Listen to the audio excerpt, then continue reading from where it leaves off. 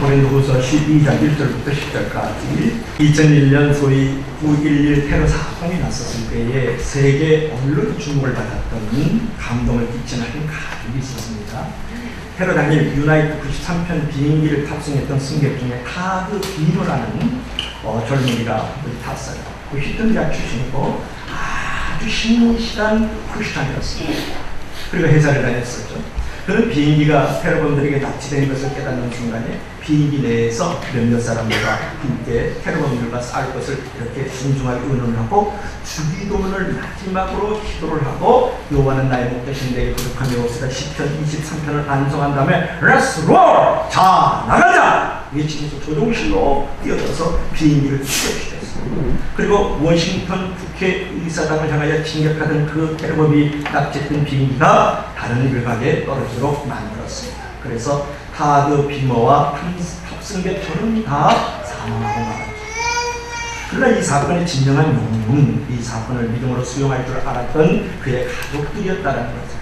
얼마 후 그가 출석했던 뉴저지 프리스턴 연합교회에서 미 전역에 방영되는 추모 예배 때에 누이 동생 미셀 비머가 추모 찬송을 연주한 후에 아버지가 타드 비머의 아버지가 이렇게 기도를 합니다. 존경하신 아버지 하나님, 타드 비머 내 아들을 저희 가정에 보내주셔서 정말 고맙습니다. 감사합니다. 그리고 무엇보다도 주님의 고귀하신 선물, 하나님의 독생자, 우리를 위해 십자가에 죽으신 예수 그리스도를 보내주셔서 정말 또 감사합니다.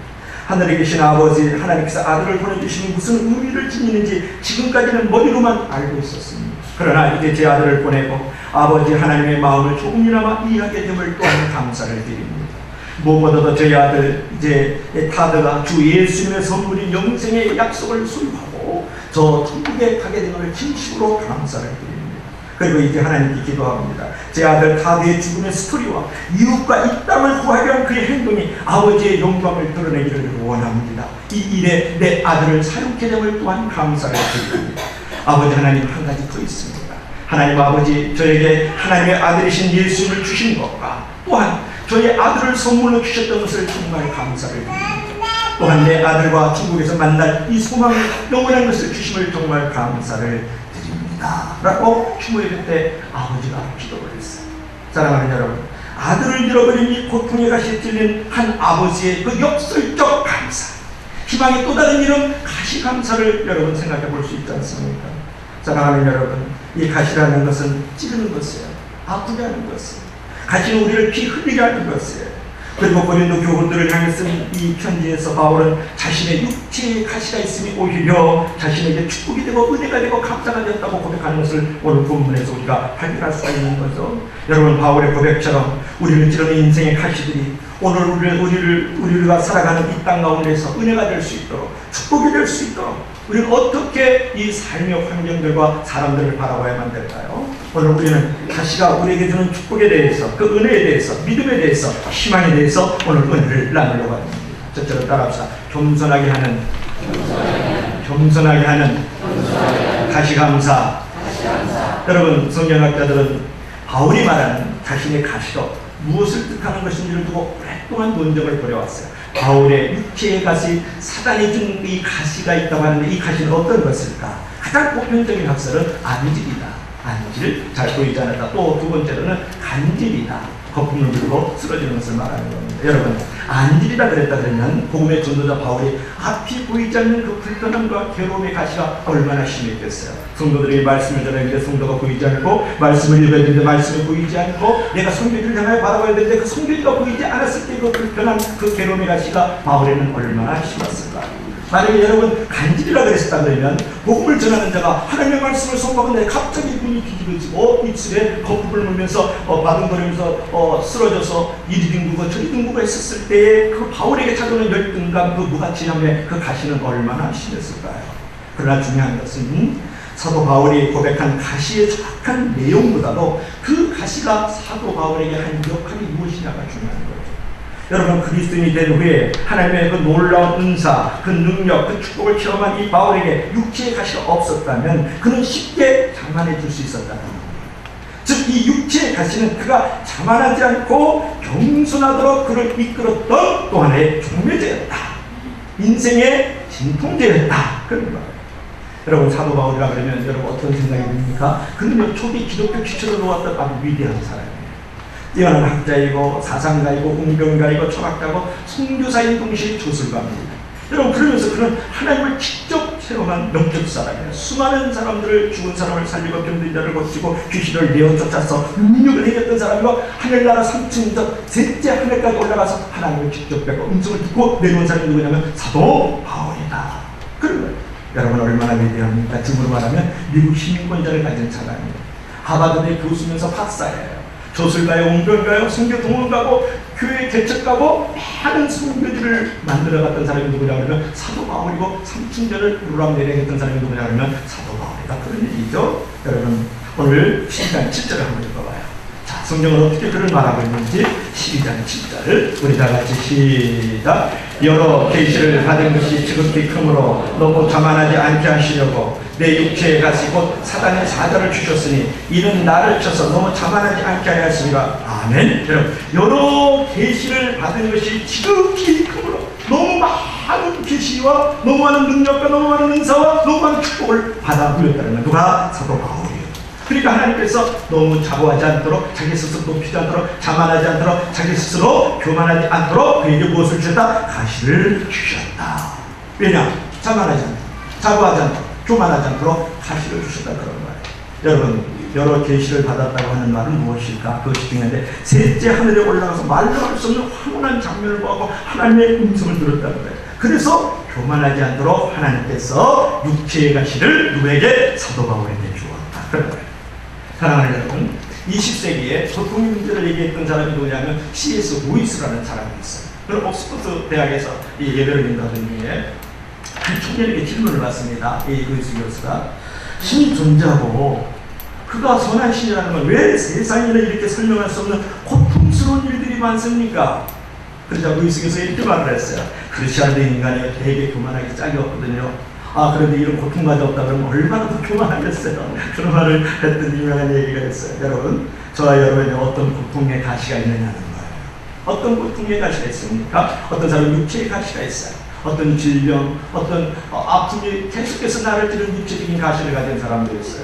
또 어떤 사람은 환경적 가시가 있어요.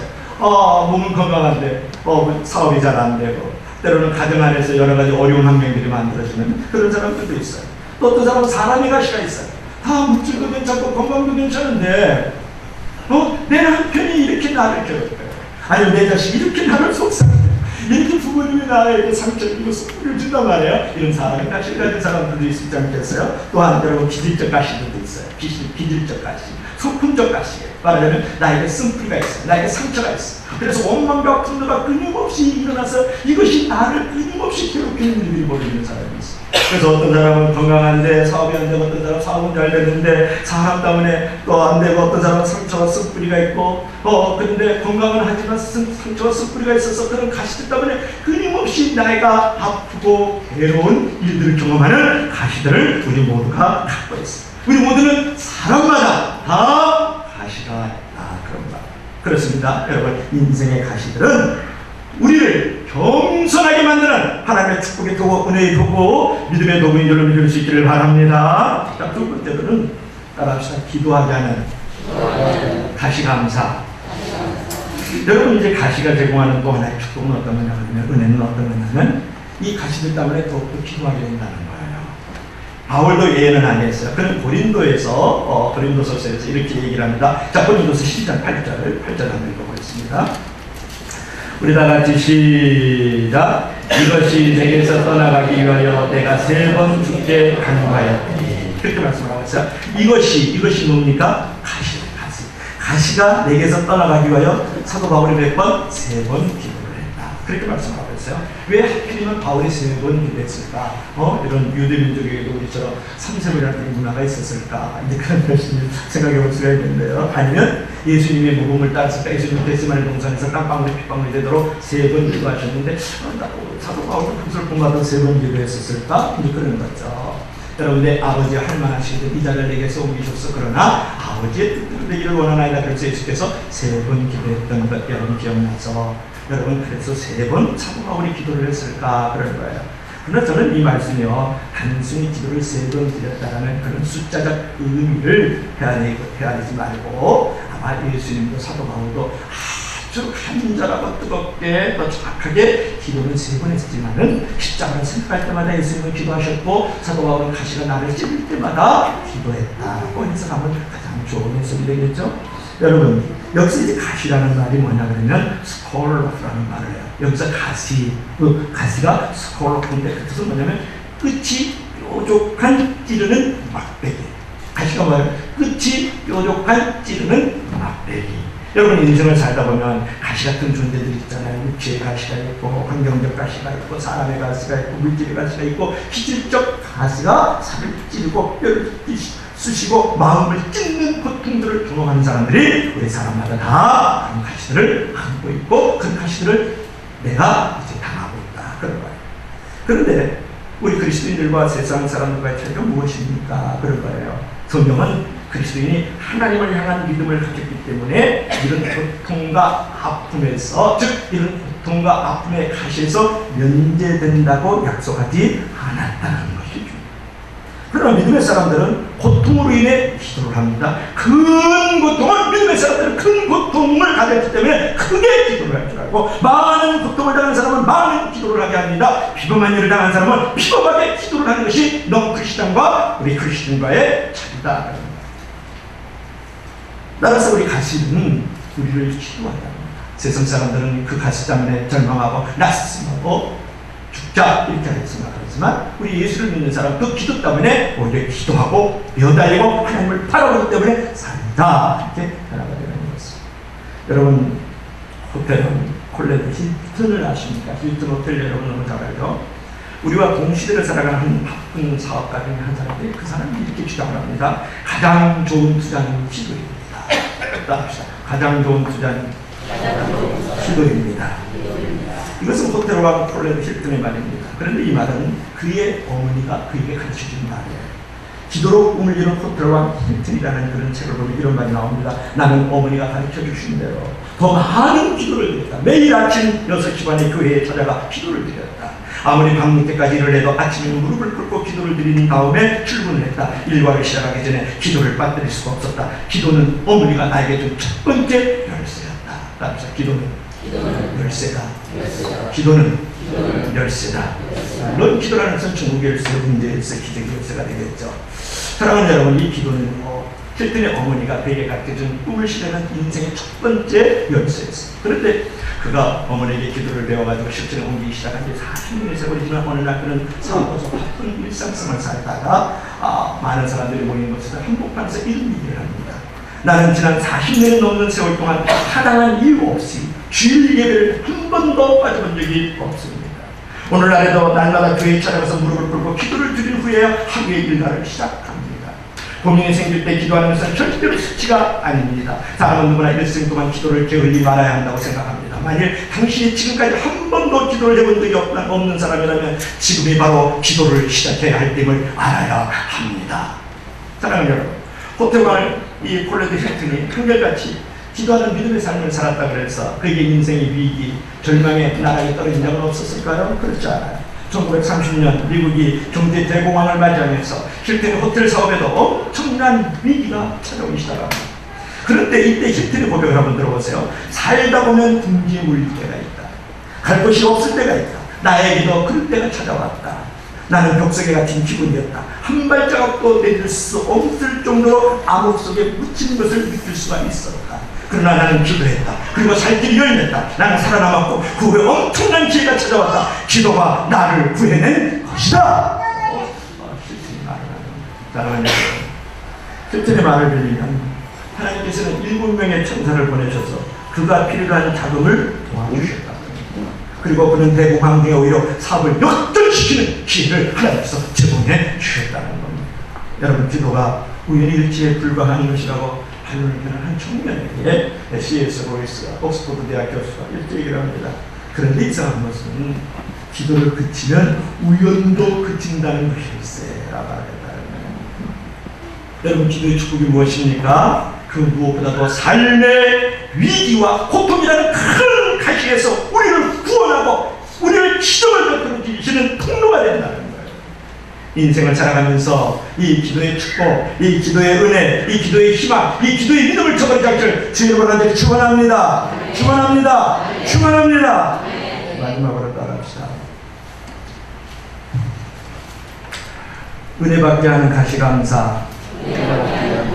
은혜받게 하는 가시감사. 자, 바울이 이제 기도하면서 이제 무엇을 경험했을까 그런 건데요. 성경을 보면 그 가시 자체가 기도에서 없어진 것이 아니에요. 이 십트는 기도에서 가시가 큰 가시가 빠져나갔다 그러면 이 사도 바울은 기도했음에도 불구하고 기도가 가시가 그대로 있었다는 말이에요. 그런데 그는 주의 은혜가 자신에게 족하다. 내 은혜가 내게 족하다라는 그 주님의 음성을 듣게 돼요. 나에게 이르시기를 내 은혜가 내게 족하다가 이는 내 능력이 약한 데서 온전하게 중요라 하시는지라. 여러분 고린도후서 10장 9절을 한번 읽어봅시다. 10장 9절 12장 9절 8절까지 읽었죠. 12장 9절 시작. 나에게 이르시기를 내 은혜가 내게 족하다가 이는 내 능력이 약한 데서 온전하여 짐이라 하신지라. 그러므로 도리어 크게 기뻐함으로 나의 여러 약한 것들에 대해 자랑하리니 이는 그리스도의 능력이 내게 머물리자며 봅니다. 아멘. 자, 나에게 이르시기를 내 은혜가 내게 족하도다. 그죠? 내 능력이 약한 데서 오히려 온전해지냐. 그러니까 다시 그냥 갈고 사는 그렇게 응답을 받았단 말이에요. 여기서 약한 것들이라는 것은 뭐냐면 헬라어로 아스테네이아 그런 말을 해요. 이것은 뭐냐면 인간의 약함, 즉 우리 자신의 힘으로 어떤 일을 극복해낼 수 없는 무능함을 말하는 거예요. 약함이라는 건 뭐다 한마디로 추정하면 인간의 약함 무엇이죠? 무능함. 아무런 일도 아무런 행사도 할 수 없을 만큼 힘이 없는 상태를 갖다가 뭐라 하냐면 약한 것들이에요. 오늘 여기 본문에서는요 5번 나와요. 이제 5절에도 나오고 9절에 2번 나오고 10절에 2번 나오고 신약성경에서 12번 나오면서 발견할 수 있어요. 여러분 여기서 바울의 태도에서 바울의 관점에서 우리가 생각해보고 싶은 것은 뭐냐면 인간은 자신의 어떤 연약함, 부족함을 깨달으면 깨달을수록 더 하나님을 의지하게 되고 그 결과 더 하나님으로부터 놀라운 은혜와 축복과 믿음을 받아 누리게 된다는 거예요. 여러분 내가 물질이 없습니다. 아니면 내가 육체 질병이 있습니다. 아니면 내가 인간관계 때문에 늘 부딪히고 갈등과 충돌이 있습니다. 이럴 때 우리 연약함이 있고 우리 부족함이 있잖아요.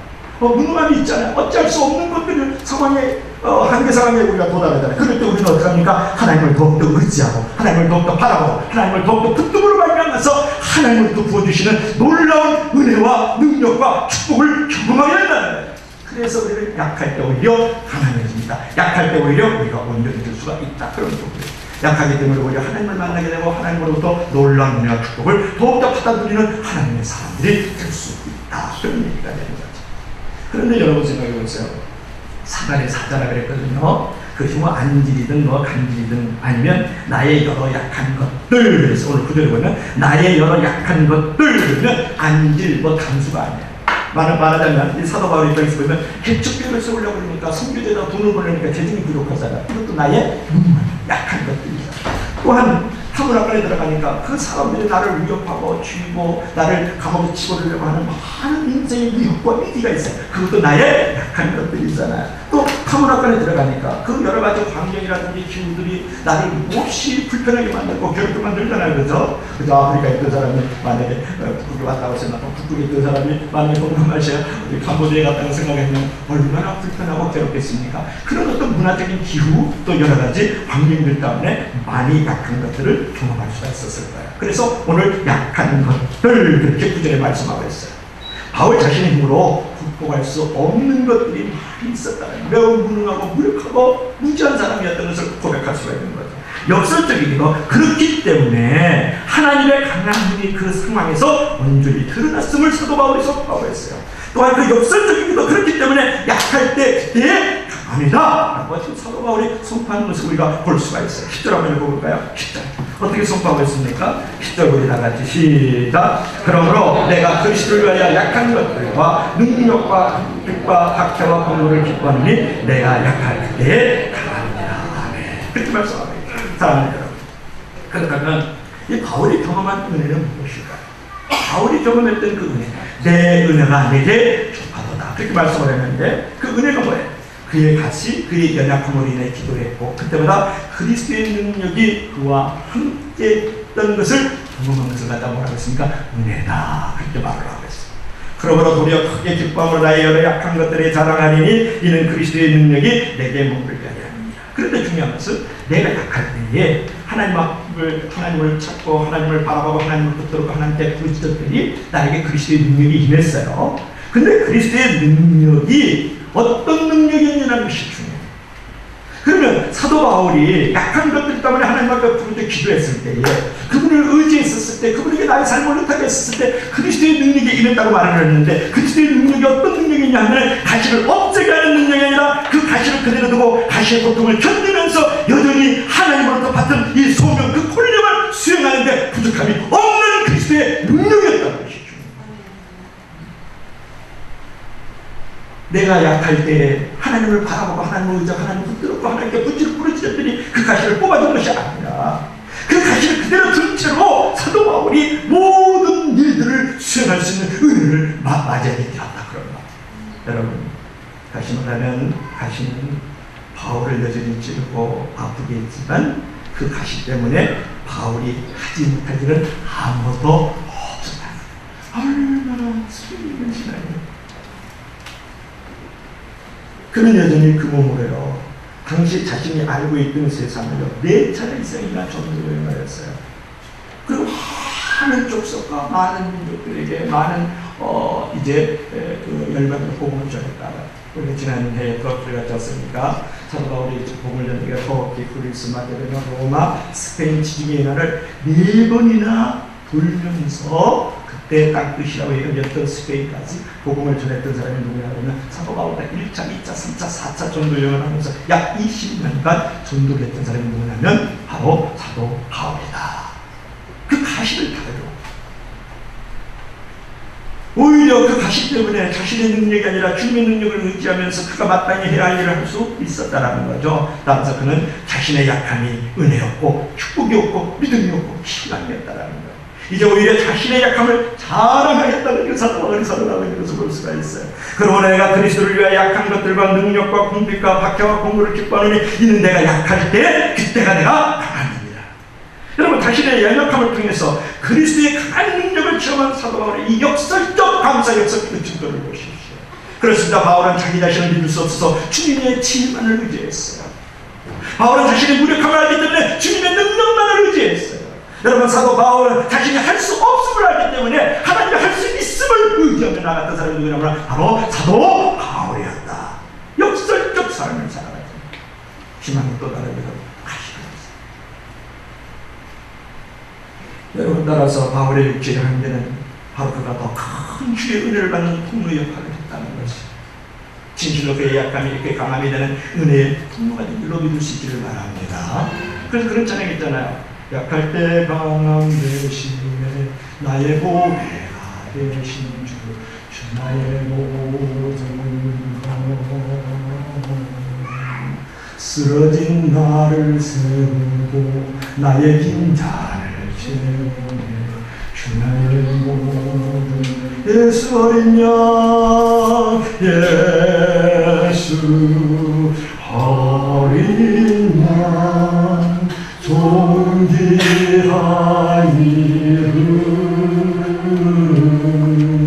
예수 어린 양 존귀한 이름 할렐루야. 사랑합니다. 알츠 하이버병에 걸린 사람이 생각납니다. 딸이 그의 수발을 들고 있는데 겉껍질만 하는 아버지 슬픈 모습에 가슴이 무너지는 경험을 했어요. 또 IQ가 30~40밖에 안 되는 중증 장애인도 생각납니다. 말도 못하고 알아듣지도 못한 채 침대에 부동자세로 누워있는 이 아이는 비싼 경험비만 충전해서 오래오래 살지 모르는 일이죠. 불치병에 걸려서 하얗게 찔린 얼굴로 내일을 무겁게 거리는 이제 기다리고 있는 이 어린아이 앞에서 이 노인들 앞에서 당신은 어떤 의미와 가치를 가질 수 있겠어? 내일의 이 절망의 어둠의 터널을 또 지나가야 할 이 어린이들 앞에서 이 늙은 노인들 앞에서 여러분 어떤 인생의 의미를 그들에게서 발견할 수 있느냐고 묻고 있는 거잖아요. 그런데 이 불치병에 걸린 사람, 이 알츠하이머에 걸린 사람들, 중증 장애인 앞에서 강대질을 하면서 웃음을 짓는 사람들이 있어요. 이런 사람을 갖다가 자원자라 그래요. 이런 사람을 갖다가 봉사자라 그래요. 이 반짝반짝거리는 딸랑딸랑거리는 꽃갈무자를 쓰고 코가 이렇게 큰 코를 코에다 붙이는 눈으로 코를 갖다 붙여놓고 그리고 뭐 빨강, 노랑, 초록에 강대 옷을 입고 그 다음에 신발은 1m 정도 되는 큰 신발 신고 말이죠. 그들 앞에서 이렇게 강대질을 하면서 웃음을 주고 그들 앞에서 이렇게 연극을 하는 사람들을 볼 수가 있어요. 그런데 그런 사람 가운데 한 봉사자의 고민이 있었어요. 그것은 뭐냐면 이 환자들이, 이 어린아이들이, 이 늙은이들이 이 그들의 가지고 있는 이 고통은 어떤 의미가 있느냐는 것이었어요. 이 자원자에게, 이 봉사자에게 말이에요. 이들의 삶이 과연 무슨 소리입니까?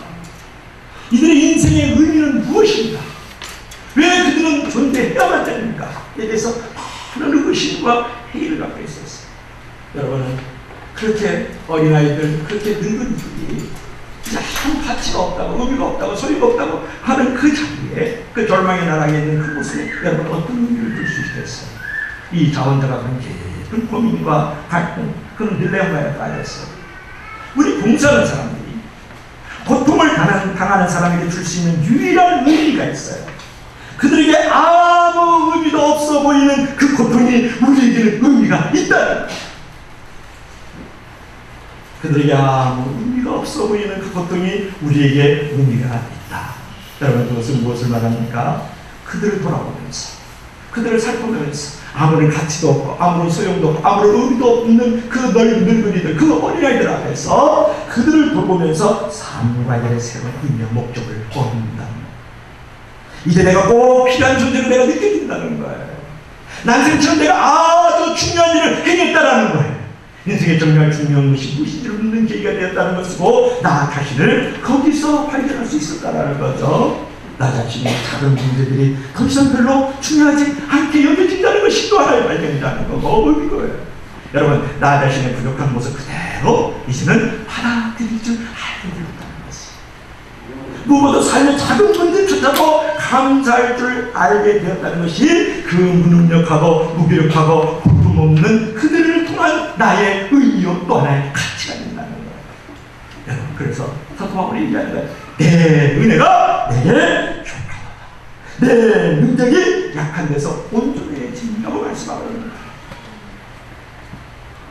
조시 맥돌이라는 한 사람이 비행기 탔어요. 근데 여승모님 작은 것을 들고 이렇게 탁 웃고 있어요. 그래서 축하합니다. 애인식 모양이죠. 조시 맥돌 그 여승모님이 물었어요. 아니에요. 제가 제 자신을 위해서 이 장미꽃 한 송을 샀답니다. 그 말을 들으니까 조시 맥돌이 너무 친절하게 얘기 주는 거예요. 그래서 다시 물었어요. 무슨 그런 만한 이유가 더 있나요? 혹시 오늘 당신 생일인데 스스로 장미꽃을 샀나요? 아니요. 제가 살아있고 여기 존재하고 오늘 이 비행기 내에서 내가 사랑하는 이웃들을 만나 그들을 섬기는 자로 내가 선택되어 있다는 사실 너무 감사하고 인생의 감동이잖아요. 그래서요 내 자신을 축하하고 싶었거든요. 그래서 장미꽃 한 송을 제가 삽니다. 그렇습니다. 오늘 여러분 선택받은 나 자신을 위해서 한 송이 장미꽃 사실 의향을 공부하고 싶습니다. 왜냐하면 우리는 하나님의 은혜로 선택된 천국 백성이 하나님의 자녀들 특권이 있기 때문에 그런 것이고 또한 주님이 우리의 목자가 되시고 아버지가 되시고 우리의 창조가 되시기 때문이고 마지막으로 주님 우리의 구원자요, 보호자요, 치유자요, 동반자요, 축복자이기 때문에 나는 내 자신에서 한 송이 장미꽃을 살 의향을 없느냐 그런 것입니다. 우리는 이 사실 하나로서 내 은혜가 내게 족하다. 내 능력이 약한 데서 오히려 인생을 온전하게 만들어가는 것이라고 사도 바울이 오늘 예수님의 음성을 듣는 거죠.